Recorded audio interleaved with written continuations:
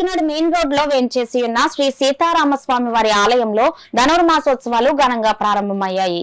ఈ నెల 17వ తేదీ నుండి జనవరి 15వ తేదీ వరకు జరిగే ధనుర్మాసోత్సవాలలో భాగంగా ఈ నెల 23వ తేదీన ఉత్తర ద్వార దర్శన కార్యక్రమం ఏర్పాట్లు చేసినట్లు వెల్లడించారు. తెల్లవారుజాము 5 గంటల నుండి తిరుప్పావై ప్రవచనాలు, ప్రత్యేక పూజలు శాస్త్రోక్తంగా జరిపిస్తున్నారు. ఈ సందర్భంగా బావవరపు భాస్కరాచార్యులు మాట్లాడుతూ ఈ నెల 17వ తేదీ నుండి జనవరి 15వ తేదీ వరకు జరిగే ధనుర్మాసోత్సవాలలో పెద్ద సంఖ్యలో భక్తులు పాల్గొని స్వామివారి తీర్థప్రసాదాలు స్వీకరించి తరించాలని అన్నారు. ఈ కార్యక్రమంలో పెద్ద సంఖ్యలో భక్తులు, మహిళలు పాల్గొన్నారు.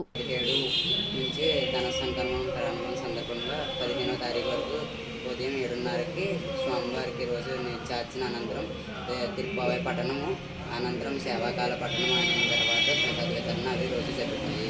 23వ తారీఖున వైకుంఠ ఏకాదశి సందర్భంగా స్వామివారికి తెల్లారి 4 గంటలకి పంచామృతాభిషేకం, అనంతరం 12కి ఉత్తర ద్వార ప్రవేశం అవి ఉంటాయి. 6:30 గంటలకి ఉత్తర ద్వార ప్రవేశం అవి ఉంటాయి.